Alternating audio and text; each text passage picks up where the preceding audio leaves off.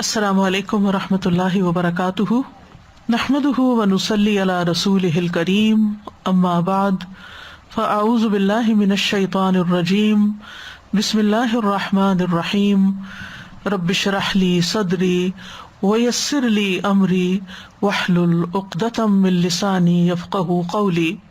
لو أنزلنا هذا القرآن على جبل لرأيته خاشعا متصدعا من خشية الله وتلك الأمثال نضربها للناس لعلهم يتفكرون۔ امثال القرآن پروگرام کے سلسلے میں آج ہم سود کھانے والوں کی مثال کے بارے میں پڑھیں گے، جس کا ذکر سورۃ البقرہ کی آیت نمبر 275 اور 76 میں ہوا ہے۔ ارشاد باری تعالیٰ ہے، الذين يأكلون الربا لا يقومون إلا كما يقوم الذي يتخبطه الشيطان من المس، ذلك بأنهم قالوا إنما البيع مثل الربا وأحل الله البيع وحرم الربا، فمن جاءه موعظة من ربه فانتهى فله ما سلف وأمره إلى الله ومن عاد فأولئك أصحاب النار هم فيها خالدون۔ يمحق الله الربا ويربي الصدقات والله لا يحب كل كفار أثيم۔ وہ لوگ جو سود کھاتے ہیں وہ قیامت کے دن کھڑے نہ ہو سکیں گے مگر جس طرح وہ کھڑا ہوتا ہے جس سے شیطان نے چھو کر خبتی بنا دیا ہو۔ یہ سزا اس وجہ سے ہے کہ وہ کہتے ہیں کہ بے شک تجارت بھی سود ہی کی طرح ہے، حالانکہ تجارت کو اللہ نے حلال کیا ہے اور سود کو حرام۔ تو جس کے پاس اس کے رب کی طرف سے کوئی نصیحت آ جائے اور وہ باز آ جائے تو جو وہ پہلے لے چکا ہے وہ اسی کا ہوا اور اس کا معاملہ اللہ کے سپرد ہے۔ اور جو کوئی سود کی طرف دوبارہ لوٹ آئے تو یہی لوگ آگ کے ساتھی ہیں، وہ اس میں ہمیشہ رہنے والے ہیں۔ اللہ سود کو مٹاتا ہے اور صدقات کو بڑھاتا ہے، اور اللہ کسی سخت ناشکرے بہت گناہگار سے محبت نہیں کرتا۔ اس مثال کا سیاق و سباق کچھ یوں ہے کہ یہ مثال سورۃ البقرہ کے آخری حصے میں بیان ہوئی ہے، اور یہ حکم قرآن مجید کے احکامات میں سے آخری حکم ہے۔ دین میں بہت سے احکامات ہیں حلال و حرام کے بارے میں، اور یہ حکم جہاں البقرہ کے آخر میں ہے وہاں ترتیب کے اعتبار سے بھی آخری حکم ہے۔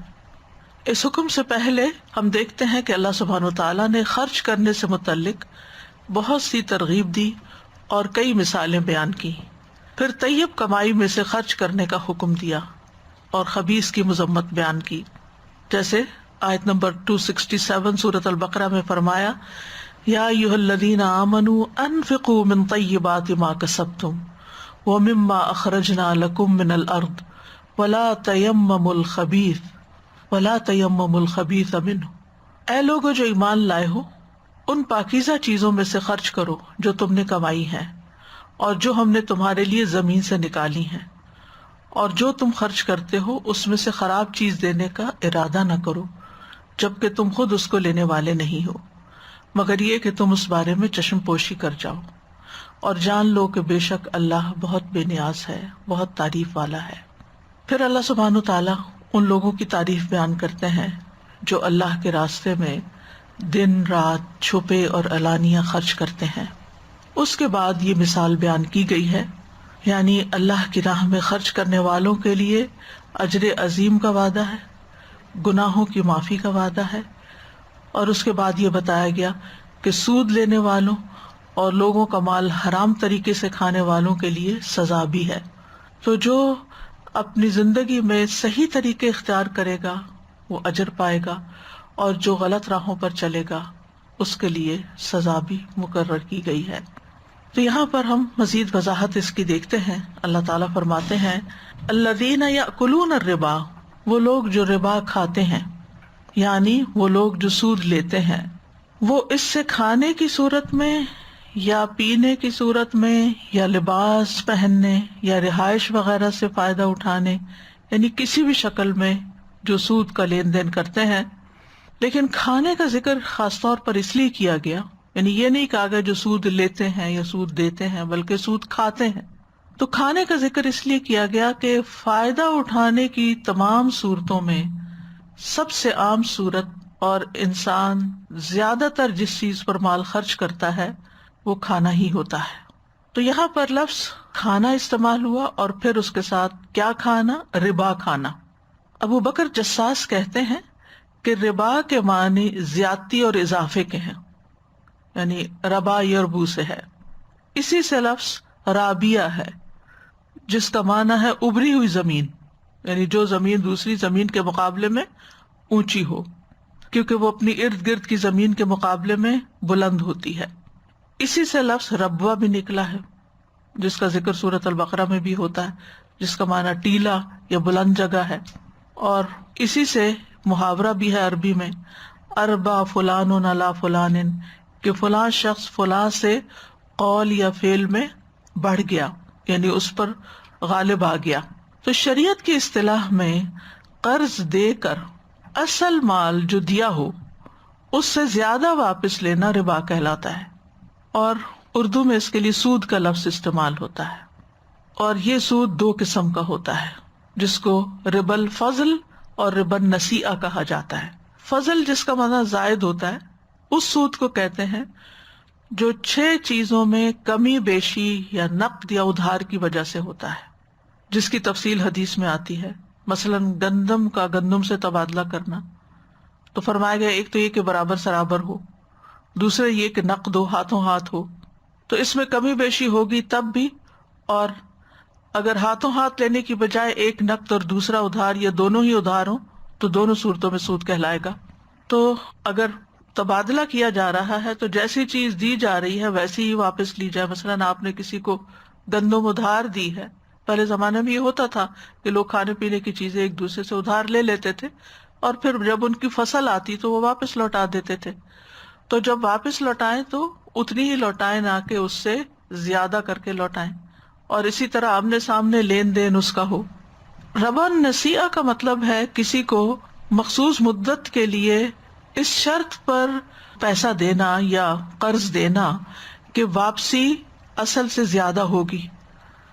مثلا اگر $100 کسی کو دیے ہیں تو طے کر لیا جائے کہ 6 مہینے بعد جب تم مجھے لوٹاؤ گے تو 125 دو گے۔ یہ جو 25 ایکسٹرا ہیں یہ اس مہلت کی وجہ سے ہیں، یا وہ جو ٹائم پیریڈ اس کو دیا کہ 6 مہینے میں تم لوٹا سکتے ہو، تو یہ نسیئہ یعنی اس کو ڈیلے کرنے کی وجہ سے پیمنٹ۔ اور اگر وہ شخص اس 6 مہینے کے بعد پے نہیں کر سکتا تو اس کو کیا کہا جاتا ہے کہ تم 6 مہینے اور لے لو لیکن $25 اور اضافہ کر دو۔ اب اس نے دیا تو $100، لیکن واپس اس نے پہلی مدت تک اگر واپس ہو گیا تو 125 لیا، اور اگر مزید مدت بڑھائی تو ساتھ پیسہ بھی بڑھا دیا تو وہ 150 بن گیا۔ تو حضرت علی کی طرف ایک قول منسوب کیا جاتا ہے جس میں وہ اس کو یوں ڈیفائن کرتے ہیں کہ کل قرض جر منفعۃ فہو ربا، یعنی ہر قرض جس پر نفع لیا جائے، ہر قرض جس پر نفع لیا جائے وہ نفع سود ہے۔ اسی طرح یہ کہ قرض خواہ ذاتی ضرورت کے لیے ہو یا کاروباری ضرورت کے لیے، دونوں کا ایک ہی معاملہ ہے، کیونکہ دونوں کسی ضرورت کے تحت ہی لیے جاتے ہیں۔ زمانہ جاہلیت میں ان دونوں کا ہی رواج تھا، تو شریعت نے دونوں میں کوئی فرق نہیں کیا، دونوں کا اکٹھا ہی ذکر کیا ہے۔ اسی طرح بینک سے جو قرض لیا جاتا ہے اس کو بھی جب زیادہ کر کے واپس لوٹایا جاتا ہے تو وہ اضافہ بھی سود ہی کہلاتا ہے. ہمارا دین ہمیں یہ سکھاتا ہے کہ جب کسی کی مدد کی جائے، جب کسی کو سپورٹ کیا جائے تو کسی ذاتی غرض اور فائدے کے لیے نہ کیا جائے، بلکہ دوسرے کی ضرورت کو مد نظر رکھ کر کیا جائے، اور اگر فائدہ اٹھانا ہے تو پھر نفع نقصان دونوں میں شریک ہوا جائے. یعنی جس کو مزاربت کہتے ہیں، تجارت کہتے ہیں، کہ مثلاً ایک شخص کام کرے گا اور دوسرا شخص مال لگائے گا، تو اب جب اس کا منافع ہوگا تو وہ دونوں میں تقسیم ہو جائے گا، اور اس نے جو قرض دیا ہوا ہے اس کام کے لیے وہ اس کا باقی بھی رہے گا. ہاں اگر اس میں نقصان ہو گیا تو پھر نقصان میں بھی یہ شخص برابر کا شریک ہوگا. پھر اسی طرح نقد اور ادھار کی قیمت کا فرق جو ہے وہ بھی سود کہلاتا ہے. کہ مثلاً کسی کو کہتے ہیں کہ اگر یہ چیز تم کیش پر لے لو تو اتنے کی ہے، اور اگر تم اس کو قسطوں پر لو گے تو پھر اتنا زیادہ ہوگا. پھر اسی طرح ایک جنس کی چیز کا قیمت لگوائے بغیر تبادلہ کرنا بھی سود ہے. رسول اللہ صلی اللہ علیہ وسلم نے فرمایا، سونا سونے کے بدلے میں خریدنا سود میں داخل ہے. یعنی پہلے اگر تعین ہو جائے، مثلا اگر آپ نے اپنا پرانا سونا دے کے کوئی نیا زیور خریدنا ہے اور آپ جیولر کے پاس جاتے ہیں تو پہلے آپ اپنے سونے کی قیمت لگوا لیں، تو وہ کہتے ہیں کہ اتنے $100 ہے مثلا، اور اب آپ کو کوئی چیز خریدنی ہے اور وہ بھی 100 کی ہی بن رہی ہے. سونا دیا، آپ نے سونا لے لیا، لیکن آپ نے پہلے اپنے سونے کی قیمت لگوا لی اور دوسرے سونے کی بھی قیمت لگوا لی، تو وہ ایک طرح سے قیمت کے بدلے قیمت ہو رہی ہے، نہ کہ سونے کے بدلے سونا. اگر یوں کیا جائے کہ صرف سونا دے کے کچھ سونا لے لیا جائے بغیر قیمت کے تعین کے، تو اس میں ظاہر ہے کہ ایک فریق کو فائدہ اور دوسرے کو نقصان ہو سکتا ہے، تو اس سے بھی منع کیا گیا. فرمایا مگر یہ کہ نقد بنقد ہو، گیہوں کے بدلے میں سود میں داخل ہے، مگر یہ کہ نقد بنقد ہو، کھجور کے بدلے میں، جو کے بدلے میں، مگر یہ کہ نقد بنقد ہو. اسی طرح سود کا ایک بڑا دروازہ کیا ہے؟ رسول اللہ صلی اللہ علیہ وسلم نے فرمایا، جس نے اپنے کسی بھائی کی سفارش کی، یعنی اس کا کوئی کام کروایا اور پھر اس پر کوئی ہدیہ دیا، فَأَهْدَى لَهُ کا لفظ آتا ہے، تو اگر اس نے اسے قبول کر لیا تو یقیناً وہ سود کے دروازوں میں سے ایک بڑے دروازے میں داخل ہو گیا. یعنی اگر آپ کسی کے لیے محض سفارش کرتے ہیں فون پر یا ٹیکسٹ میسج کے ذریعے، اور پھر اس کے بعد وہ اس کا کام ہو جاتا ہے، اور جس کا کام آپ نے کر دیا وہ آپ کو لا کر اب کوئی اس کے بدلے میں چیز دیتا ہے، تو یہ درست نہیں ہے. ایسا ہدیہ لینا بھی درست نہیں ہے. یہ شفاعت یا یہ سفارش جو ہے فی سبیل اللہ ہونی چاہیے. ہاں اگر سفارش کرنے والے کا کوئی خرچ آ رہا ہے، مثال کے طور پر اس کو کوئی ٹکٹ خرید کے کہیں جانے کی ضرورت ہے، یا اس کے اوپر کوئی ایسی لائبلٹی آ رہی ہے کہ جس میں اس کو اپنا پیسہ لگانا پڑ رہا ہے، تو اس میں کچھ اگر دیا جائے تو وہ اور بات ہے. لیکن محض ایک یعنی سفارش کرنے یا صرف ایک زبان ہلانے یا ایک کسی کی مدد کرنے کے سلسلے میں کسی ضرورت مند سے فائدہ اٹھایا جائے تو یہ ہمارے دین میں درست نہیں ہے. اسی طرح ایک چیز کی دو قیمتیں لگانا، آپ نے فرمایا جس شخص نے ایک بیع میں 2 بیع منعقد کر لی تو اسے کم تر کو اختیار کرنا ہوگا ورنہ سود ہو جائے گا. اگر اب 2 تو اتنے کی اور تب 2 تو اتنے کی ہے تو پھر کم تر والے کی طرف جانا ہوگا. فرمایا لا یقومون الا کما یقوم الذی یتخبطہ الشیطان من المس. لا یقومون نہیں کھڑے ہوتے یا نہیں کھڑے ہوں گے، مضارع ہے، دونوں معنی ہو سکتے. الا مگر یہ کہ کما یقوم جیسے کھڑا ہوتا ہے، الذی وہ شخص یتخبطہ الشیطان من المس جس کو شیطان چھو کر خبتی بنا دے. خبط کا لغوی معنی ہوتا ہے مارنا اور روندنا، اور غلط طریقے سے مارنا. جو اونٹنی لوگوں کو روند ڈالے، زمین پہ اپنے پاؤں مارے، اس کو ناقۃ خبوط کہتے ہیں. درخت سے جھاڑے ہوئے پتوں کو بھی خبط کہا جاتا ہے. پھر استعارے کے طور پر بادشاہ کے ظلم پر بھی خبط کا لفظ بولا جاتا ہے. درخت کے پتے کیسے جھاڑے جاتے ہیں؟ مار مار کے نا، کوئی چیز ماری جاتی ہے.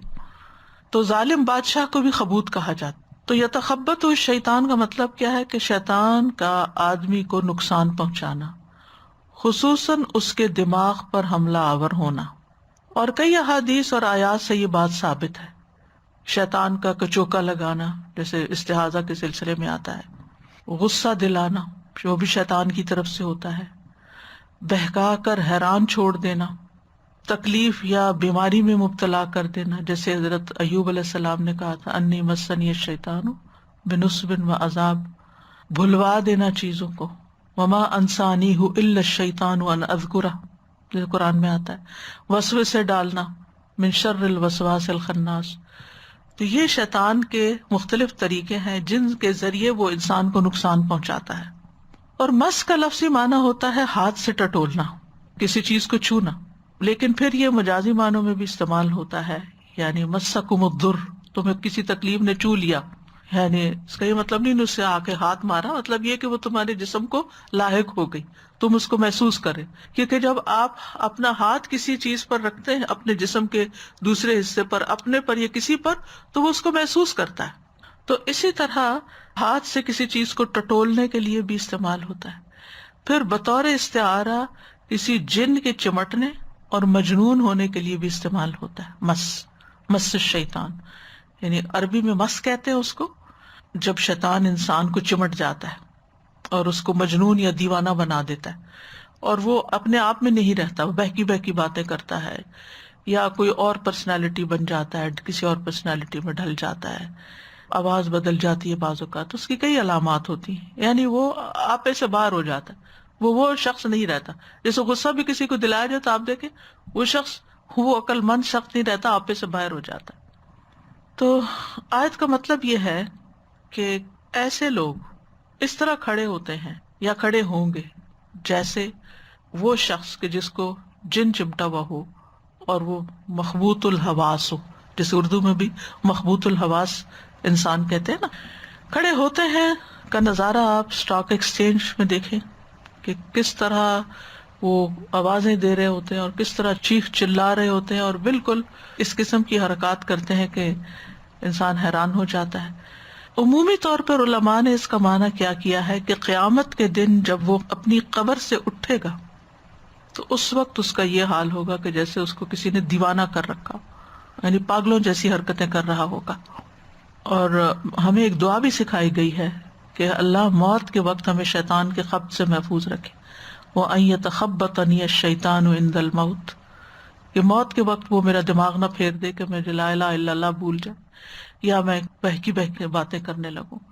کیونکہ آپ نے دیکھا ہوگا کہ جو مختلف لوگوں کے تجربات ڈاکیومنٹ کیے گئے ہیں موت کے وقت کے، تو مختلف لوگ مختلف طرح کی باتیں کر رہے ہوتے ہیں، اور عام طور پر وہ وہی باتیں اس وقت کر رہے ہوتے ہیں جن چیزوں میں دلچسپی رکھتے ہیں، یا عین بڑھاپے میں یا مرض الموت میں آپ نے دیکھا ہوگا کچھ لوگ کچھ گالیاں دینے لگتے ہیں یا گانے گانے لگتے ہیں، یا وہ پچھلی کوئی میموری آ جاتی ہے، تو بیسیکلی وہ شیطان کا مسی ہوتا ہے۔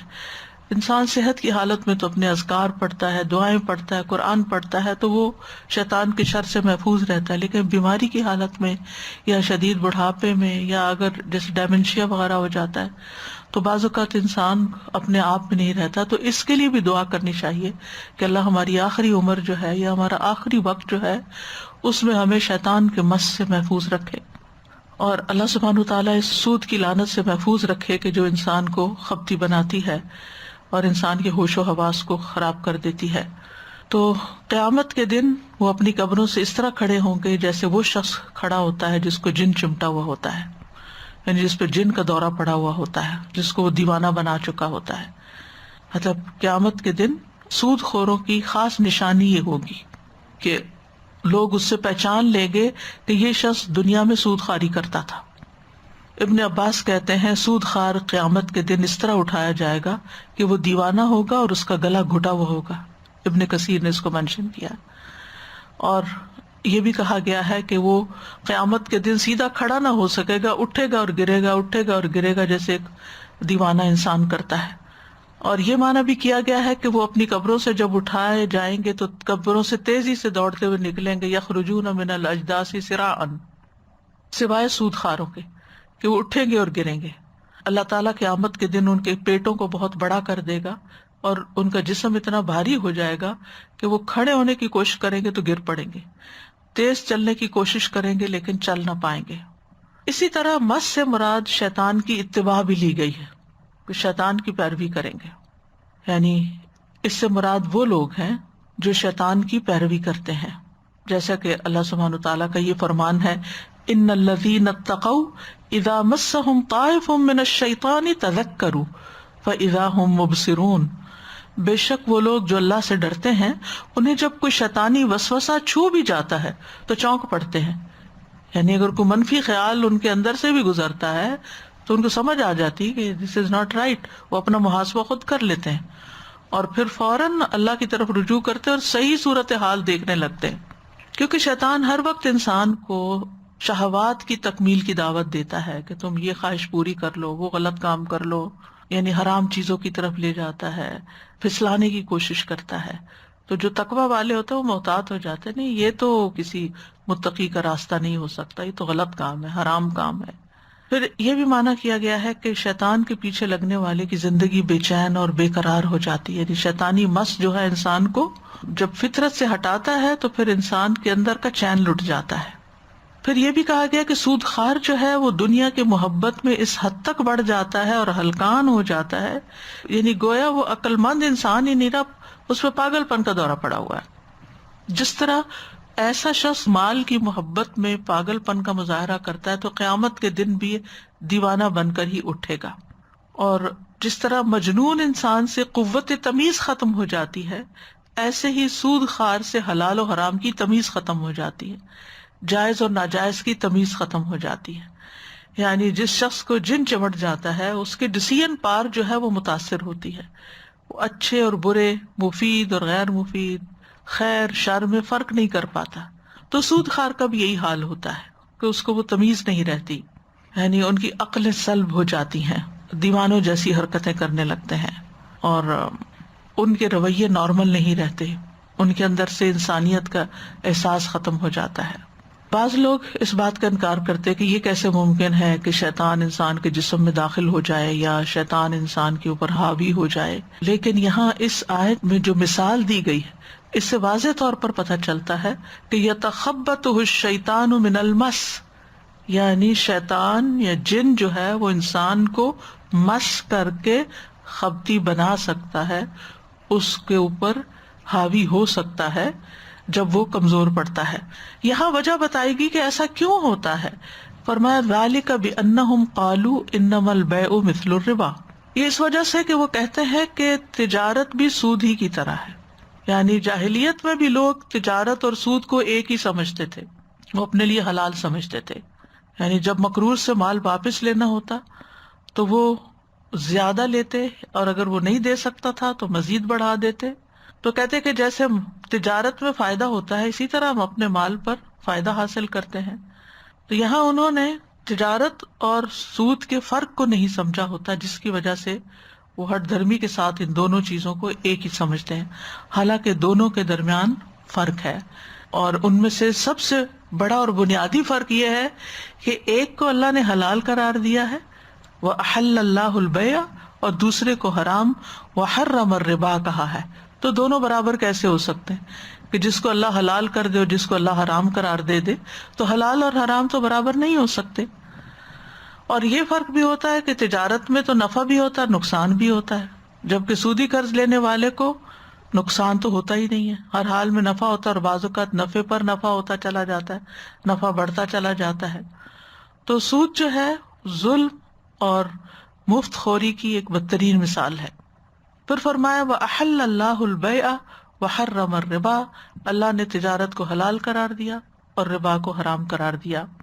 اللہ سبحانہ و تعالیٰ نے مومنوں کو تجارت پر اکسایا ہے اور اس کو اپنا فضل قرار دیا ہے، جیسا کہ سورۃ الجمعہ میں آتا ہے فَإِذَا قُضِيَتِ الصَّلَاةُ فَانتَشِرُوا فِي الْأَرْضِ وَابْتَغُوا مِن فَضْلِ اللَّهِ، جبکہ اس سے پہلے جب جمعے کی اذان ہو جائے تو کیا کرو، اذا نودی للصلاة من یوم الجمعۃ فسعوا الی ذکر اللہ وذروا البیع، بیع چھوڑ دو، تجارت چھوڑ دو، ذالکم خیر لکم ان کنتم تعلمون.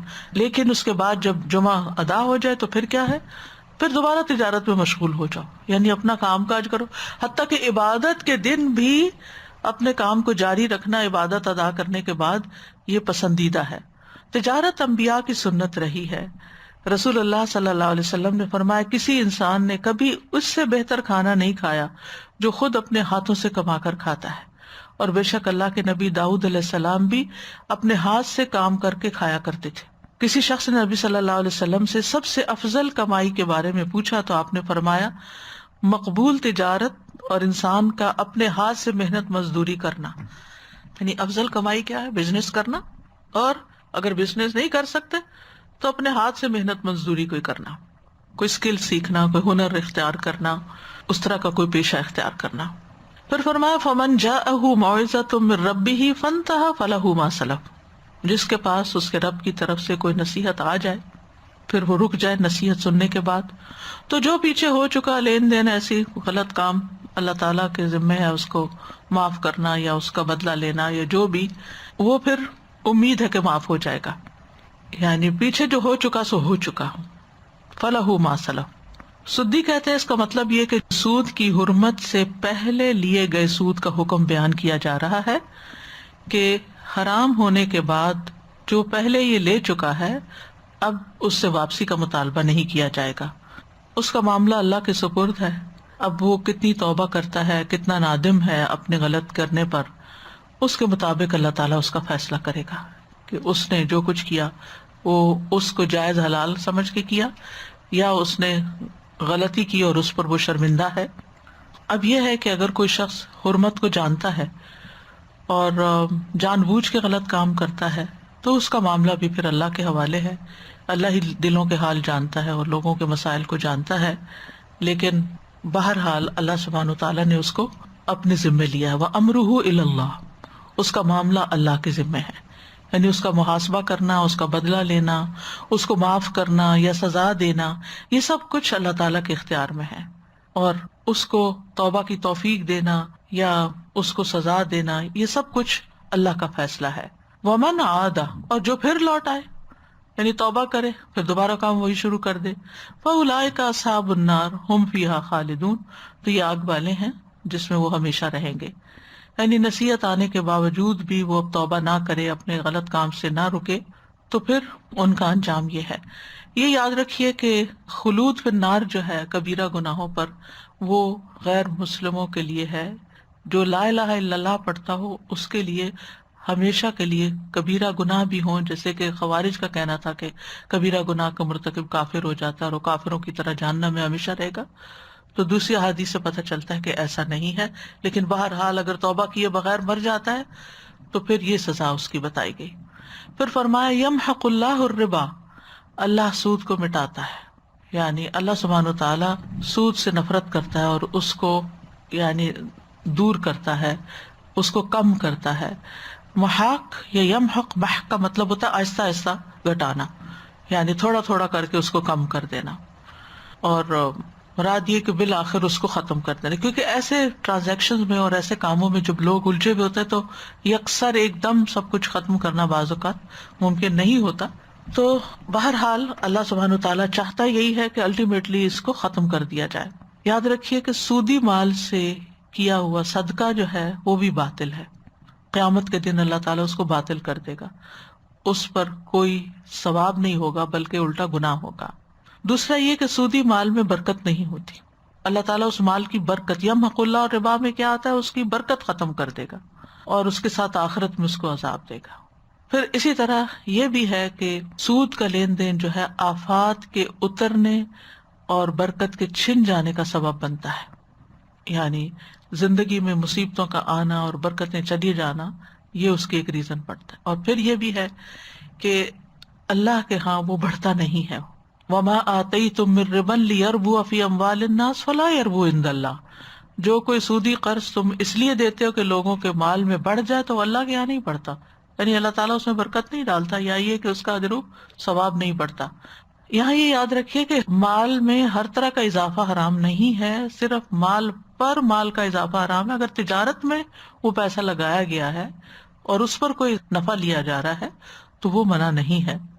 کیونکہ اسی طرح اگر کوئی شخص مکان لے کر کرائے پر دیتا ہے تو وہ کرایہ لینا بھی سود میں نہیں آتا، کیونکہ وہ مال پر مال نہیں بڑھ رہا.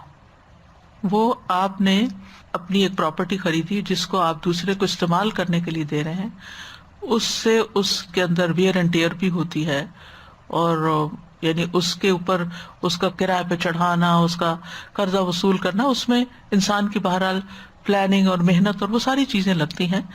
اور ویسے بھی آپ دیکھیں کہ ایک فلوئڈ کیپٹل ہوتا ہے اور ایک فکسڈ کیپٹل ہوتا ہے. تو مکان کا جو معاملہ ہے یہ فکسڈ کیپٹل کا ہے، اور اس میں آپ دیکھیں کہ جیسے اگر 10 لاکھ کا مکان لیا ہے تو آپ اس سے بزنس کریں تو وہ کئی لاکھ زیادہ بھی ہو سکتا ہے. تو جب آپ نے اس سے خرید کر لی ایک چیز تو ایک طرح سے آپ بزنس کر رہے ہیں یہ بھی، اور بزنس کی نیت سے آپ نے اس کو خریدا ہے اور اس کو آگے آپ کرائے پر دے رہے ہیں تو وہ آپ کے لیے جائز ہوگا. پھر فرمایا وہ یربی صدقات، اور وہ صدقات کو بڑھاتا ہے، سود کو ختم کرنا چاہتا ہے اور صدقات کے مال میں اضافہ کرنا چاہتا ہے. صدقات میں اضافہ کرتا ہے، اس کا ایک معنی یہ کیا گیا کہ صدقے کی وجہ سے مال میں اضافہ ہوتا ہے. جیسے قرآن مجید میں بھی آتا ہے نا کہ جو تم دیتے ہو اللہ تعالیٰ اس کو اور بڑھا دیتا ہے. صدقے سے اجر میں بھی اضافہ ہوتا ہے، 10 گنا تو کم از کم ہوتا ہے اور 700 گنا اور اس سے بھی زیادہ، جیسے سورۃ البقرہ کی آیات میں مزید بیان ہوا ہے. اور پھر یہ ہے کہ جس طرح کا انسان عمل کرتا ہے بدلہ بھی اسی قسم کا انسان کو ملتا ہے. جس مال میں سے وہ صدقہ کرتا ہے اس مال کی برکت بڑھ جاتی ہے، اللہ تعالیٰ پیچھے سے اور لے آتا ہے. فَهُوَ يُخْلِفُهُ. پھر یہ کہ اللہ سبحانہ تعالیٰ ہمدردی کے جذبات معاشرے کے اندر بڑھانا چاہتا ہے، جبکہ سود خوار جو ہے اس کے برعکس لوگوں پہ ظلم کرتا ہے، غیر شرعی طریقے سے لوگوں کا مال لیتا ہے، تو اس کی سزا کیا ہے کہ اس میں برکت بھی نہ ہو اور اس کا مال تباہ بھی ہو جائے. تو احسان کرنے والا شخص جو ہوتا ہے وہ بندوں پر احسان کرتا ہے، اور اللہ تعالیٰ محسنین سے محبت کرتے ہیں. صدقہ کرنے والا محسن ہوتا ہے اور اللہ تعالیٰ محسنین سے محبت کرتا ہے. اور ان رحمت اللہ قریب من المحسنین، اللہ کی رحمت محسنین کے بڑے قریب ہوتی ہے. پھر اسی طرح جو صدقہ ہم کرتے ہیں وہ اللہ تعالیٰ کے ہاں بڑھتا رہتا ہے، حتیٰ کہ ایک کھجور جو ہے وہ ایک پہاڑ کی طرح ہو جاتی ہے. اللہ تعالیٰ اس کو باقاعدہ پالتے ہیں، بڑھاتے ہیں، جیسے کوئی اپنے بچھیرے یا اونٹ کے بچے کو پالتا ہے. پھر صدقہ جو ہے وہ اللہ تعالیٰ کے ہاں محفوظ ہو جاتا ہے. یعنی آپ نے بظاہر کسی کو دیا، اس نے استعمال کر لیا، آپ کو تو کچھ نہیں ملا، لیکن وہ جو وہاں اس کو دیا وہ اللہ کے ہاں ڈپازٹ ہو گیا. یعنی آپ ایک ایسے بینک میں ڈپازٹ کر رہے ہیں کہ جس کو نقصان کا کوئی اندیشہ ہی نہیں. یرجون تجارتا لن تبور ان الذین یتلون کتاب اللہ واقاموا الصلاۃ وانفقوا مما رزقناہم سرا وعلانیۃ یرجون تجارتا لن تبور. چھپے کھلے جو اللہ کے راستے میں خرچ کرتے ہیں وہ ایسی تجارت کر رہے ہیں کہ جس میں گھاٹا ہے ہی نہیں، فائدہ ہی فائدہ ہے، نفع ہی نفع ہے. اور قیامت کے دن خرچ کی ہوئی چیز 700 گنا واپس لوٹائی جائے گی، اور کچھ کی تو اس سے بھی زیادہ. رسول اللہ صلی اللہ علیہ وسلم نے فرمایا جس نے اللہ کی راہ میں کوئی چیز خرچ کی اس کے لیے اس کا 700 گنا لکھا جاتا ہے. ایک اور روایت میں آتا ہے کہ ایک آدمی نے اللہ کے راستے میں ایک اونٹنی صدقہ کی جس کی ناک میں نکیل بھی پڑی ہوئی تھی. تو رسول اللہ صلی اللہ علیہ وسلم نے فرمایا قیامت کے دن یہ شخص 700 اونٹنیاں لے کر آئے گا جن کی ناک میں نکیل پڑی ہوگی. یعنی اللہ تعالیٰ کے ہاں وہ کئی گنا زیادہ بڑھ جائے گا. واللہ لا يحب كل کفار اثیم، اور اللہ تعالیٰ کسی سخت ناشکر گناہگار سے محبت نہیں کرتا. کفار کا ایک معنی ہے نعمت چھپانے والا، یعنی جو شخص اللہ کی نعمتوں کو چھپاتا ہے، اظہار ہی نہیں کرتا تاکہ لوگ اس سے مانگ ہی نہ لیں، یا یہ کہ نعمتوں کا انکار کرتا ہے کہ میرے پاس تو کچھ نہیں ہے، ہمارے تو اپنے حالات بڑے خراب ہیں. کچھ لوگوں کو آپ دیکھیں گے کہ ان کے پاس ملینز ہوتے ہیں اور جب آپ بات کرو وہ مسئلے سنانے بیٹھ جاتے ہیں. آپ ان سے کسی پروجیکٹ میں کوئی مدد مانگ لو، کو ان کو صدقے پر ابھارو تو وہ اپنے 10 مسائل بیان کریں، یا ویسے بھی آپ ان سے ملاقات کرو، ویسے چاہے زیورات سے لدے ہوئے ہوں لیکن ان کے منہ سے شکوے ختم ہی نہیں ہوتے. اس کے برعکس کچھ لوگ ایسے ہوتے ہیں کہ جو شاید ہر روز کماتے ہیں اور ہر روز کا کمانا بھی ان کا پورا ہوتا ہے، اور اگر ان سے پوچھو تو کہتے ہیں اللہ کا دیا بہت کچھ ہے، اللہ کا شکر. انہیں تھوڑے پہ بھی، قلیل پہ بھی راضی ہوتے ہیں، اور شکر ہوتا ہی یہی ہے کہ انسان قلیل پر بھی خوش رہے اور راضی رہے. تو کفار کا دوسرا معنی ہے کثرت سے ناشکری کرنے والا، فعال کے وزن پر ہے، اور اسیم فعیل کے وزن پر ہے. یعنی اسیم کا ایک معنی کیا گیا ہے کہ رات کو گناہ کرنے والا، اور دوسرا یہ ہے کہ ایسا کام بکثرت کرتا ہے جس کی وجہ سے وہ گناہگار ہوتا ہے. تو یہاں سود کھانے والوں کی حالت کا حقیقی نقشہ بیان کیا گیا ہے، اور ان کی دنیا میں دائمی پریشانی اور بے قراری اور ان کے لالچ اور ان کے خدشات اور وسوسے اور آخرت سے غافل ہونا، اس کا یہاں ذکر ہے. کیونکہ اپنے انجام سے وہی غافل ہوتا ہے نا جو پاگل ہوتا ہے، جس کے اندر تھوڑی سی بھی عقل ہو وہ اپنا فیوچر قربان نہیں کرتا دنیا کے مزے کے لیے، دنیا کے فائدے کے لیے. تو جو شخص بھی سود لینے والوں کی حرکات کا مشاہدہ کرے تو اس کو یہ ساری علامتیں وہاں نظر آئیں گی، یا جس کے اندر بھی مال کی حرص ہو اس کے اندر یہ ساری چیزیں جو ان آیات میں بیان ہوئی ہیں ان کا مشاہدہ کر سکتا ہے. تو اللہ تعالیٰ نے ایک مثال کے ذریعے یہ بات واضح کر دی ہے. تو اس مثال سے جو باتیں ہمیں پتہ چلتی ہیں ان میں سب سے پہلی تو یہی کہ سود لینا دینا جو ہے وہ حرام ہے اور یہ ناقابل معافی گناہ ہے. اور احادیث میں واضح طور پر اس کے بارے میں آتا ہے. رسول اللہ صلی اللہ علیہ وسلم نے فرمایا تم ایسے گناہوں سے بچو جو معاف نہیں کیے جاتے. یعنی کچھ گناہ ایسے ہوتے ہیں کہ جو ہم گناہ کر بیٹھتے ہیں اور اس کے بعد نیکی کرتے ہیں تو ان الحسنات یذہبن السیئات، ساتھ ساتھ مٹتے چلے جاتے ہیں. لیکن سود کا معاملہ ایسا ہے کہ جو اس طرح معاف نہیں ہوتا. ایک روایت میں آتا ہے جن گناہوں کا کفارہ نہیں ہوتا. جس نے جو چیز خیانت کی قیامت کے دن اس کے ہمراہ لایا جائے گا. انا للہ و انا الیہ راجعون. اور سود کھانے والے کے بارے میں کہا کہ جس نے سود کھایا وہ اس کی وجہ سے قیامت کے دن دیوانہ اور بدحواس اٹھایا جائے گا. پھر آپ صلی اللہ علیہ وسلم نے یہی آیت پڑھی الذین یأکلون الربا، یعنی جو اس میں مثال بیان کی گئی ہے. پھر اسی طرح سود سے منسلک ہر شخص پر لعنت بھی کی گئی. سنن ابن ماجہ کی روایت ہے اللہ کے رسول صلی اللہ علیہ وسلم نے سود کھانے والے، اس کے کھلانے والے، اس کی گواہی دینے والے، اس کا معاملہ لکھنے والے سب پہ لعنت فرمائی ہے. یہ سب لوگ سود میں برابر کے شریک ہیں. صحیح مسلم کی روایت ہے جابر رضی اللہ عنہ کہتے ہیں رسول اللہ صلی اللہ علیہ وسلم نے سود کھانے والے، کھلانے والے، لکھنے والے، اس پہ گواہ بننے والے سب پر لعنت کی ہے اور فرمایا یہ سب گناہ میں برابر کے شریک ہیں. اور اس کے علاوہ بھی کچھ مثالوں سے بات واضح کی گئی. آپ نے فرمایا سود کے 72 دروازے ہیں، سب سے کم درجے کا گناہ اپنی ماں سے زنا کرنے کے برابر ہے. یعنی اس طرح نفرت دلائی گئی ہے. دنیا اور آخرت دونوں میں انسان کے لیے نقصان ہے. دنیا میں رزق میں بے برکتی ہوتی ہے. حدیث میں آتا ہے سنن ابن ماجہ کی روایت ہے جو شخص سود کے ذریعے سے مال میں اضافہ کرے گا اس کا انجام کار مال کی قلت ہوگا، یعنی دنیا میں ہی محتاج ہو جائے گا. اور بعض اوقات ایسا دیکھا گیا ہے کہ جو لوگ بہت انوالو ہوتے ہیں وقتی طور پر بہت ان کا مال بڑھ جاتا ہے پھر ایک دم زوال ہوتا ہے. سہل رحمہ اللہ حرام کھانے والے کے بارے میں کہتے ہیں کہ اس کے اعضاء ضرور نافرمانی کریں گے. یعنی جو شخص حرام کمائی کھائے گا پھر وہ حرام کام بھی کرے گا، وہ چاہے یا نہ چاہے. اور جو حلال کھائے گا اس کے اعضاء اللہ کی اطاعت کریں گے اور اسے نیک اعمال کی توفیق دی جائے گی. بعض سلف صالحین کہتے ہیں اگر آپ عبادت میں ایسے قیام کریں جیسے ستون گاڑا ہوا ہوتا ہے تو اس کا بھی کوئی فائدہ نہیں جب تک آپ یہ خیال نہ کریں کہ آپ کے پیٹ میں کیا جا رہا ہے، یعنی آپ کا کھانا حلال ہے یا حرام ہے. بڑی بڑی نیکیاں کر لیں لیکن اگر آپ جو کھا رہے ہیں وہ حرام کا ہے تو نیکیاں بھی ضائع ہو جاتی ہیں. پھر یہ دعاؤں کی قبولیت کے راستے میں رکاوٹ ہے، انسان کی دعائیں نہیں سنی جاتی. حرام مال سے صدقہ کرنے میں نیکی کی بجائے گناہ ملتا ہے. پھر اسی طرح رسول اللہ صلی اللہ علیہ وسلم نے فرمایا جب کسی بستی میں زنا اور سود ظاہر ہو جاتا ہے تو وہ اپنے لیے اللہ کے عذاب کو حلال کر لیتے ہیں، یعنی طرح طرح کی آفتیں آ سکتی ہیں. پھر اس آیت سے شیطان کے مس کا اثبات ہوتا ہے کہ شیطان انسان کے اوپر حاوی ہو سکتا ہے، خپتی بنا سکتا ہے. ابن قیم نے زاد المعاد میں شیطان کے مس کرنے کی حالت کو بیان کیا ہے. وہ کہتے ہیں کہ اس صورت میں جو انسان پہ دورہ پڑتا ہے تو اس کو وہ مرگی قرار دیتے ہیں، اور یہ 2 طرح کا ہوتا ہے. اگر آپ نے سنا ہو مرگی کا مرض تو کہتے ہیں یہ بھی شیطان کے مس کی وجہ سے ہوتا ہے. ایک ہے اعصابی مرگی، یعنی اعصاب کے کھچاؤ کی وجہ سے انسان کے اوپر ایک دورہ پڑتا ہے تو ڈاکٹرز اس کو پہچان لیتے ہیں اور وہ دوائیوں سے اس کا علاج کرتے ہیں تو علاج ہو جاتا ہے.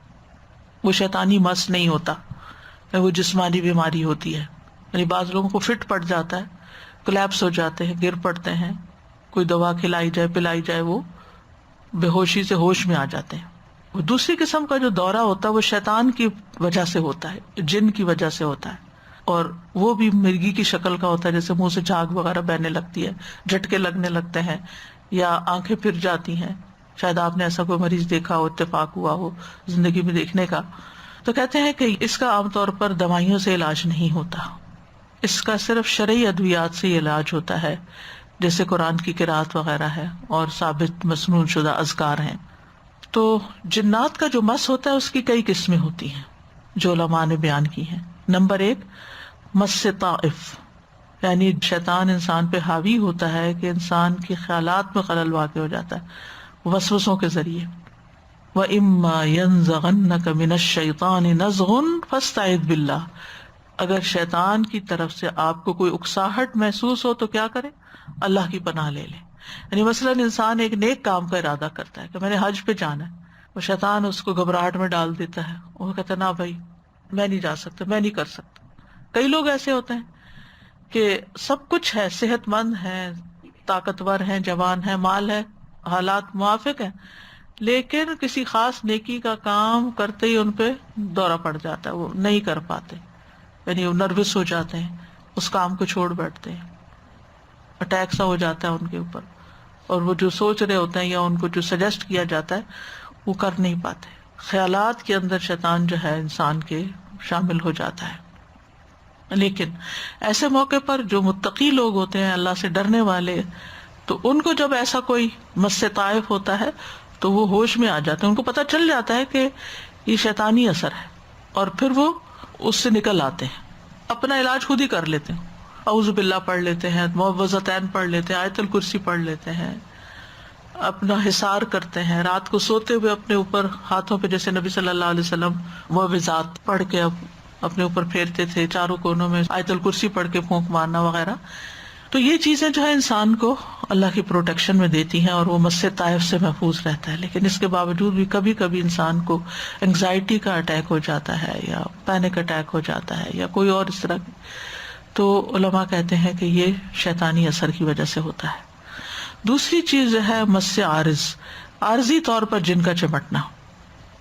یعنی بعض لوگوں کو دن یا رات کی چند گھڑیوں میں جن چمٹتا ہے، پھر جسم سے نکل جاتا ہے، پھر دوبارہ آ جاتا ہے، ایک ہفتے بعد کبھی آ جاتا ہے، کبھی مہینے بعد، کبھی سال بعد آتا ہے، ایک حملہ اٹیک کرتا ہے، پھر وہ نکل جاتا ہے.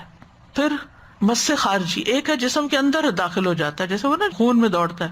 ایک ہے باہر رہتے ہوئے جن اثر انداز ہو رہا ہوتا ہے، یا مستقل طور پر یا عارضی صورت پر. یعنی جن جو ہے وہ انسان یا جانور کی شکل بن کے انسان کو چمٹتا ہے اور انسان کے جسم کے کسی حصے کو پکڑ لیتا ہے، تو اس کی موومنٹ پہ فرق پڑ جاتا ہے. کبھی سینے میں تنگی کا سبب بنتا ہے اور انسان کو شدید غم لاحق ہو جاتا ہے، شدید غصے میں آ جاتا ہے انسان. اس کو مختلف بیماریوں کا نام دیا گیا ہے، جیسے بعض کہتے ہیں کہ بائی پولر ہے، تو اس کا بھی علماء کہتے ہیں کہ اس قسم کی بیماری کہ ویسے بڑا نارمل انسان ہے، کام کاج کرتا ہے، سب اچھا ہے، لیکن کیا ہوتا ہے کہ اچانک اس کے اوپر ایسا دورہ پڑتا ہے کہ وہ چیزیں توڑنے لگتا ہے، بدتمیزی اور بد اخلاقی پہ اتر آتا ہے، اور پھر جب وہ ٹھیک ہوتا ہے پھر سوری بھی کرنے لگ جاتا ہے. تو یعنی شیطان انسان کا دشمن ہے، تو انسان کے اوپر وہ اثر انداز ہو جاتا ہے اس طریقے سے. اور بعض اوقات نیند کے اندر شیطان اس کو ایسا کنٹرول کرتا ہے کہ وہ ہل جل نہیں سکتا، بول نہیں سکتا. اس شیطان کو جاثوم کہتے ہیں. جاثوم نہ چیخ سکتا ہے، نہ بول سکتا ہے، ایسا لگتا ہے شل ہو گیا ہے، نہ سائڈ بدل سکتا ہے، نہ کچھ کر سکتا ہے، کہ جیسے کوئی بوجھ پڑ گیا انسان کے اوپر.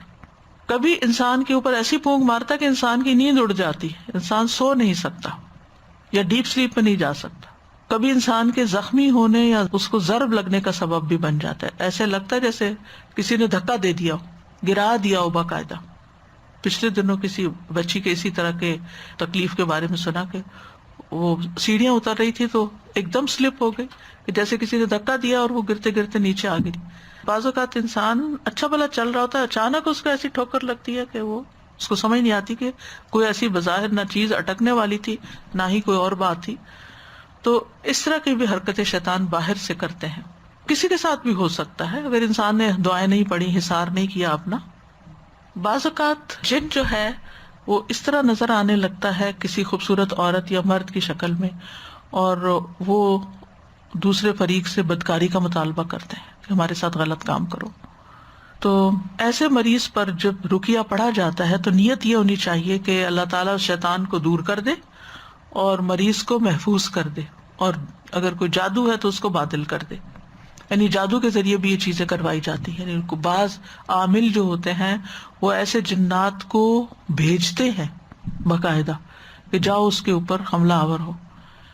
پچھلے دنوں ایک کہانی پڑھ رہی تھی یا میں سن رہی تھی، مجھے یہ بھی یاد نہیں، بہرحال اس کا خلاصہ یہ تھا کہ ایک نیک عورت تھی، تو کسی عامل کے پاس کوئی گیا اور اس سے کہا کہ اس کے اوپر تم جادو کرو، اور اس نے ہر کوشش کی، جنات بھیجے، سب کچھ کیا، اس پہ کوئی اثر نہیں ہوا.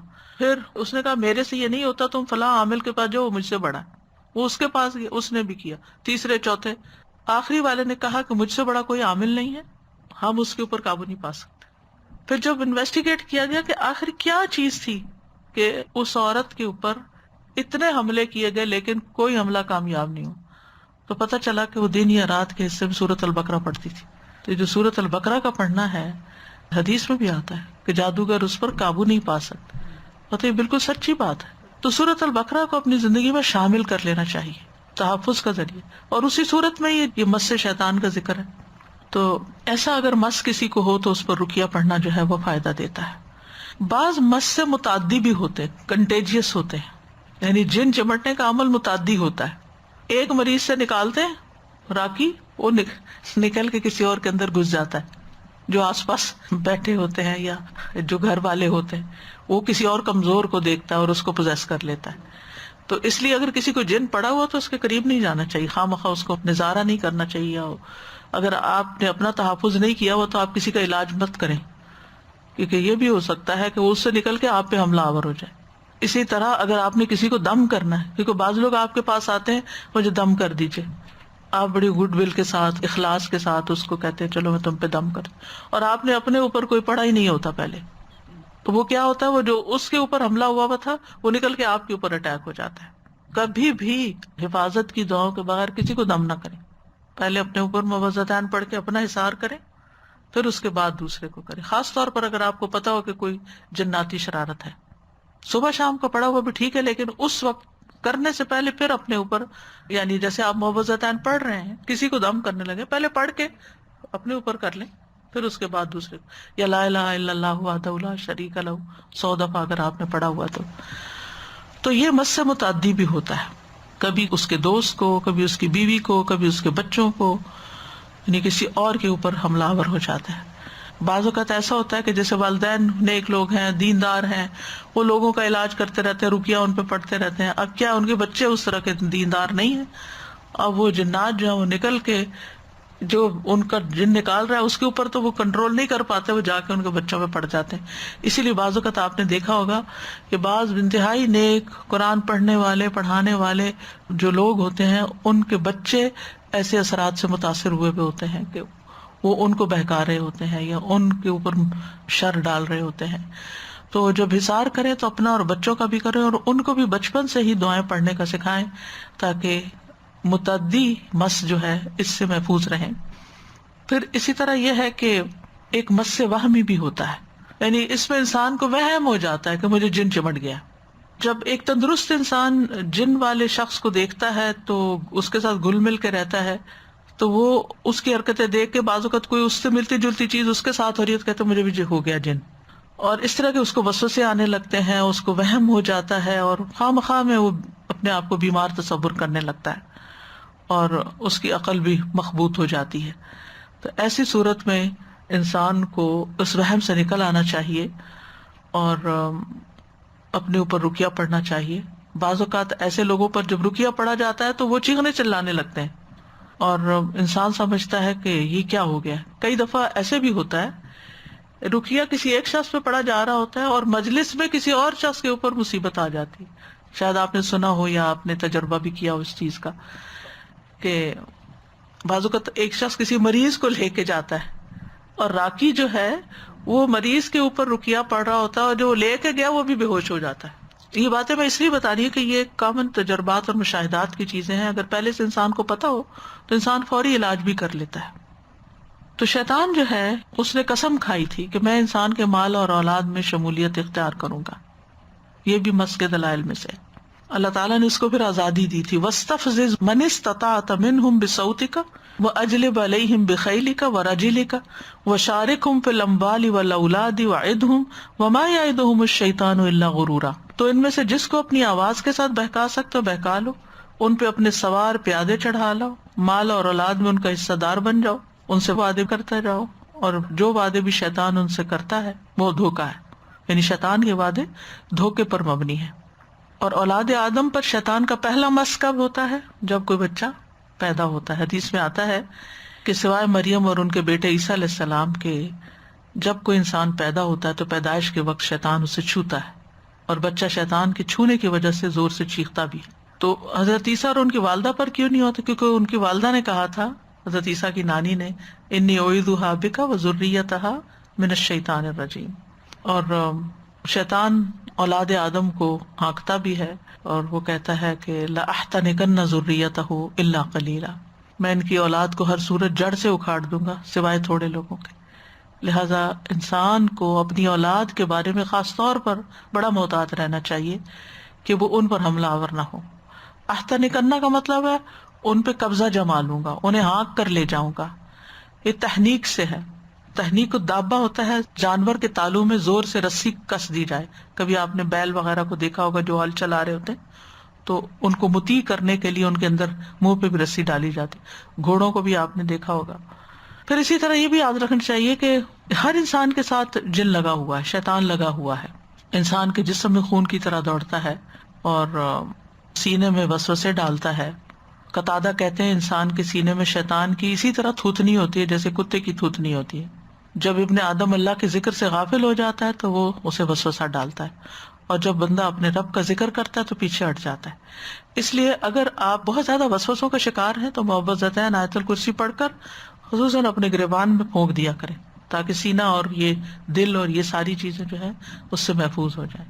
کبھی شیطان انسانی شکل میں بھی نظر آتا ہے، جیسے حضرت ابو ہریرہ کو نظر آیا تھا جب صدقے کے مال کی وہ حفاظت کر رہے تھے. پھر یہ کہ شیطان انسان کے ہر کام میں دخل دیتا ہے. کھانے کے وقت اس کے کھانے میں شریک ہوتا ہے، اسی طرح سوتے وقت اس کے گھر میں داخل ہو جاتا ہے، اور یعنی بستر کو جھاڑ کے جو سونے کا حکم دیا گیا وہ بھی اسی وجہ سے ہے کہ نہیں معلوم کہ اس سے پہلے شیطان اس میں گھسا ہوا ہو یا کچھ بھی، اور وہ رات کو سوتے ہوئے تکلیف دے. نماز میں وسوسے ڈالتا ہے جس کا ہم سب کو اچھی طرح اندازہ ہے. قرات میں خلل ڈالتا ہے، قرات بھولنے لگتی ہے. پھر بچوں کے ذریعے کاموں میں شریک ہو جاتا ہے، یعنی بچوں کے اوپر اثر کرتا ہے، پھر وہ آگے آپ کے کاموں میں دخل دیتے ہیں.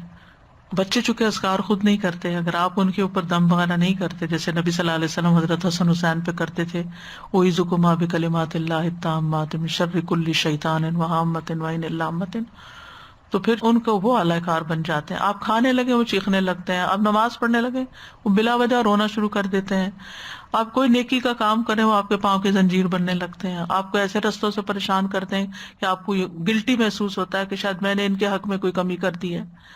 تو مختلف طریقے سے شیطان بچوں کے ذریعے آپ کے اوپر حملہ آور ہوتا ہے تاکہ آپ نیکی کے کاموں سے ہٹ جائیں. پھر اسی طرح یہ کہ جب شیطان انسان کے اوپر حملہ آور ہوتا ہے، اس کے جسم میں داخل ہوتا ہے اور دورے وغیرہ انسان کو پڑنے لگتے ہیں، تو اس کے جو حملے ہوتے ہیں اس سے بچنے کے لیے انسان کو دعائیں آنی چاہیے. ایک بہت خوبصورت دعا ہے، اعوذ بوجہ اللہ العظیم الذی لیس شیء اعظم منہ وبکلمات اللہ التامات التی لا یجاوزہن بر ولا فاجر وباسماء اللہ الحسنی کلها ما علمت منها وما لم اعلم من شر ما خلق وذرأ وبرأ. یہ مطلب امام مالک میں حدیث آتی ہے کہ کعب الاحبار نے کہا اگر میں چند کلمات نہ پڑھتا تو یہودی مجھے گدھا بنا دیتے، کیونکہ یہود کے یہاں بھی جادو بہت تھا. لوگوں نے پوچھا وہ کلمات کیا ہیں تو انہوں نے پھر یہ کلمات بتائے. ایک دفعہ سرکش جنوں اور شیطانوں نے نبی صلی اللہ علیہ وسلم پر بھی حملہ کیا تھا اور آپ نے ان کو پکڑ لیا تھا. نماز کی حالت میں ہی ان کو پکڑ لیا، آپ نے ہاتھ آگے بڑھایا، اور ان میں سے ایک ایسا شیطان بھی تھا جس کے ہاتھ میں آگ کا شعلہ تھا اور وہ رسول اللہ صلی اللہ علیہ وسلم کے چہرے کو جلانا چاہتا تھا. تو آپ دیکھیں جنہوں نے اللہ کے رسول صلی اللہ علیہ وسلم کو نہیں چھوڑا وہ آپ کو کہاں چھوڑیں گے. اس لیے بہت ضروری ہے کہ آپ دعائیں پڑھتے رہیں. حدیث میں آتا ہے، سلسلہ صحیحہ کی حدیث ہے کہ جب وہ شیطان آگے آ رہا تھا تو نبی صلی اللہ علیہ وسلم کے پاس جبریل آ گئے اور کہا اے محمد کہیے. آپ نے فرمایا کیا کہوں؟ انہوں نے کہا یہ دعا پڑھے، اعوذ بکلمات اللہ التامات التی لا یجاوزہن بر ولا فاجر من شر ما خلق وذرأ وبرأ ومن شر ما ينزل من السماء ومن شر ما يعرج فيها ومن شر ما ذرأ في الارض وبرأ ومن شر ما يخرج منها ومن شر فتن الليل والنهار ومن شر كل طارق الا طارقا يطرق بخير يا رحمن. اسی طرح یہ ہے کہ نبی صلی اللہ علیہ وسلم نے ایسے مجنون لوگوں کا علاج بھی کیا ہے. رسول اللہ صلی اللہ علیہ وسلم کے ساتھ کچھ لوگ جا رہے تھے. وہ کہتے ہیں کہ ہم ایک جگہ پانی کی جگہ پہنچے, ایک عورت اپنے لڑکے کو لے کے آپ کے پاس آئی, اس لڑکے پہ دیوانگی تاری تھی. نبی صلی اللہ علیہ وسلم نے لڑکے کی ناک پکڑ کر کہا, نکل جاؤ, میں محمد الرسول اللہ ہوں. اس کے بعد ہم نے آگے کا سفر پورا کیا. جب واپسی میں ہم اس آبادی کے پاس سے گزرے تو نبی صلی اللہ علیہ وسلم نے اس عورت سے بچے کا حال دریافت کیا. اس نے کہا, اس ذات کی قسم جس نے آپ کو حق کے ساتھ بھیجا ہے, ہم نے آپ کے بعد اس بچے میں کوئی بیماری نہیں دیکھی. اور یہ علاج ایک متین ہاشمی صاحب ہوتے تھے, انہوں نے ہمیں بتایا تھا, اور یہ بڑا ہی مفید علاج ہے کہ کبھی کسی کے اندر ایسی کوئی کیفیت آپ دیکھیں اور اسی طرح ناک پکڑ کے آپ کہیں نکل جاؤ یہاں سے, میں تمہیں حکم دیتا ہوں, میں انسان ہوں اور تم شیطان ہو, تمہارا مجھ پہ کوئی زور نہیں, نکل جاؤ یہاں سے. تو اس طرح بھی فائدہ ہوتا ہے, نکل جاتے. اگر کسی گھر میں محسوس ہو, کوئی آوازیں آ رہی ہیں, بعض لوگ خوف زدہ ہو جاتے ہیں, کوئی شکل بعض اوقات نظر آتی ہے, بعض اوقات کچھ چیزیں گمنے لگتی, تو اس وقت بھی انسان کو دعائیں پڑھنے کے علاوہ یہ عمل بھی کرنا چاہیے کہ جو کوئی یہاں ہے نکل جائے یہاں سے. تو اب کرنے کے کام یہ ہے کہ انسان حلال طریقے اختیار کرے, حرام سے بچے, کیونکہ حرام کے ذریعے شیطان انسان پہ مسلط ہوتا ہے. تھوڑا حلال زیادہ بہتر ہے زیادہ حرام سے. حلال کما کے انسان اپنے دین اور عزت کی اور اپنی آخرت کی حفاظت کرے. جو کمائی حلال نہیں وہ خبیث ہے, اس لیے رزق میں پاکدامنی اختیار کریں, حرص اور لالچ سے بچیں, ناحق مال کھانے سے بچیں, کیونکہ یہ جو حرص ہے یہ انسان کے لیے بہت سی نقصان دہ چیزوں کا باعث ہے. نبی صلی اللہ علیہ وسلم نے فرمایا, 2 بھوکے بھیڑیے جو بکریوں میں چھوڑ دیے جائیں وہ اتنا نقصان نہیں دیتے جتنا کسی انسان کا مال کے لیے حریص ہو جانا, یعنی اس کے دین میں نقصان دیتا ہے.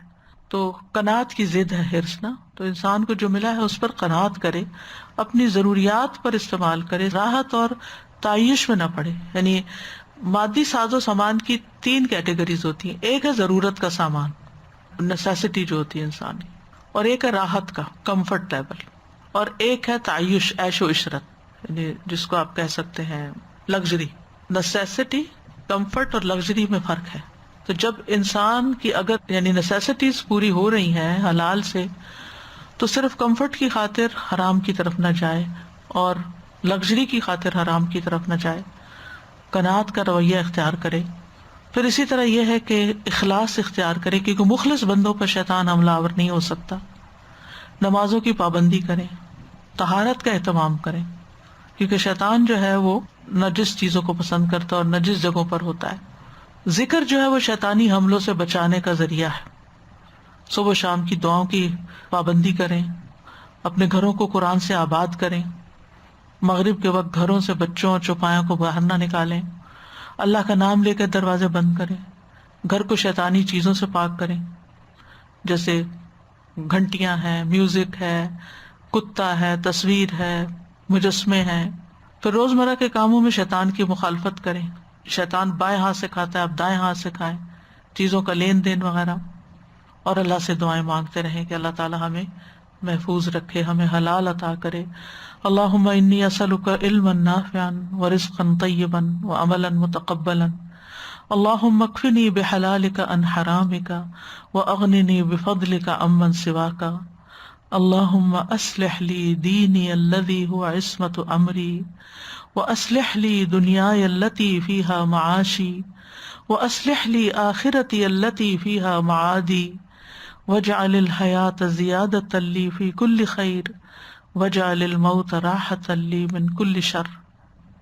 اللہم انی اعوذ بک من الفقر والقلۃ والذلۃ واعوذ بک من ان اظلم او اظلم. رب اعوذ بک من ہمزات الشیاطین واعوذ بک رب ان یحضرون. اللہم انی اعوذ بک من الہدم واعوذ بک من التردی واعوذ بک من الغرق والحرق والہرم واعوذ بک ان یتخبطنی الشیطان عند الموت واعوذ بک ان اموت فی سبیلک مدبرا واعوذ بک ان اموت لدیغا.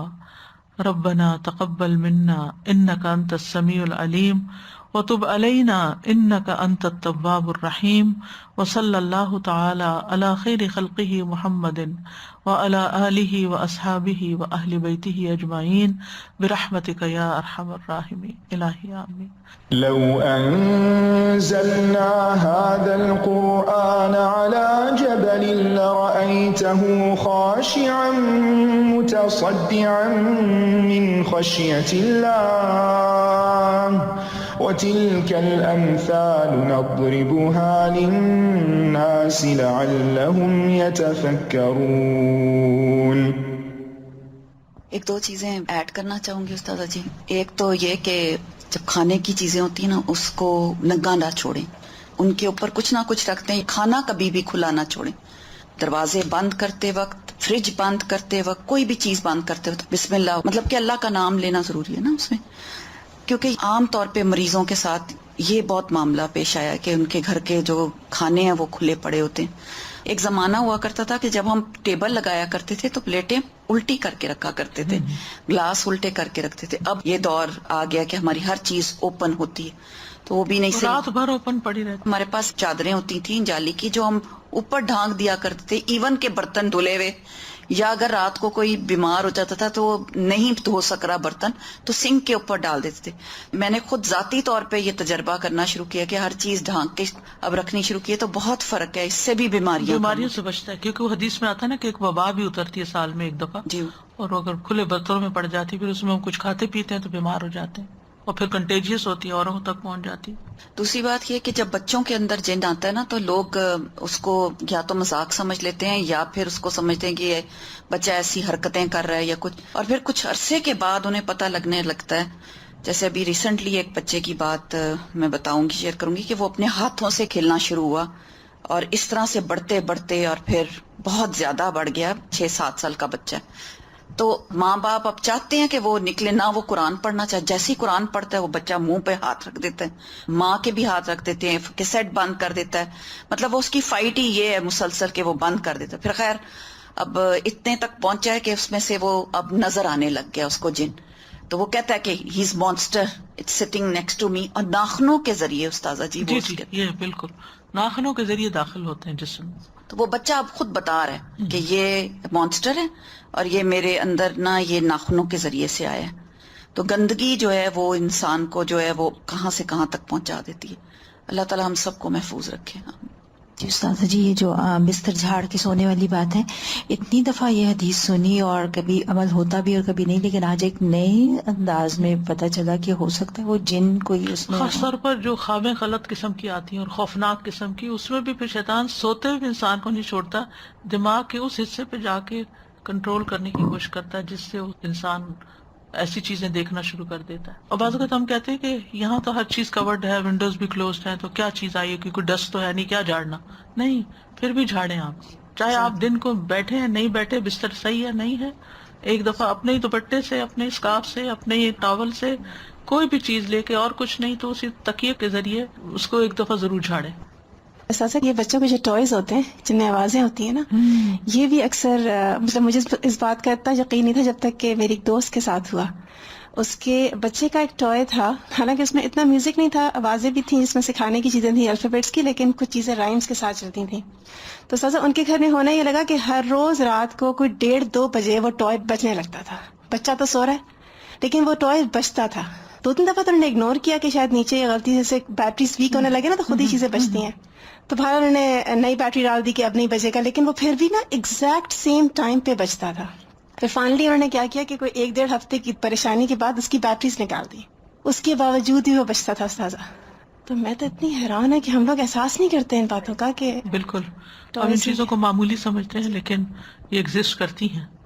چند ایک چیزیں استاذہ جی، یہ جو لاسٹ میں آپ نے کیٹیگریز بتائی ہیں، مس طائف، مس عارض اور یہ سب، تو یعنی مس طائف ایک لیس ہارمفل مس ہے، اور یہ کسی کو بھی کبھی بھی کوئی خیال آیا، چاہے وہ آپ نماز پڑھتے ہیں یا کچھ بھی، نیک سے نیک انسان کو ایسا ہر ایک کے لیے ہے. جیسے نیگیٹو تھاٹس نعوذ باللہ اللہ تعالیٰ کے بارے میں یا دین کے بارے میں کوئی بھی شک و شبہ، اینی تھنگ.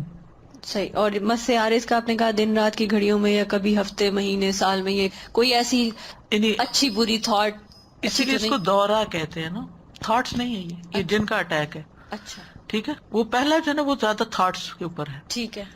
طائف خیال کو جی کہتے جی ہیں، لوٹ آنے والے، جانے والا، آنے والا، طواف. صحیح. ٹھیک.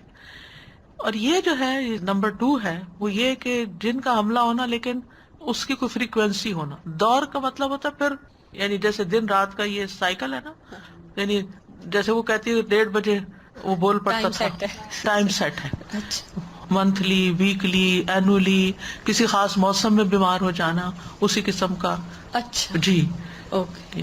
اور مس خارجی باہر رہتے ہوئے جو اثر انداز ہوتا ہے اور کوئی جانور کی صورت میں یا کسی بھی طرح، یا غم کا یا بائی پولر ڈس آرڈر کا بھی آپ نے اگزامپل دیا، جی. یعنی یہ بھی کیا ہم یہ سوچ سکتے ہیں کہ لیک آف پروٹیکشن، جو اذکار کی پروٹیکشن ہے، یہ اس کے باعث ہوتا ہے؟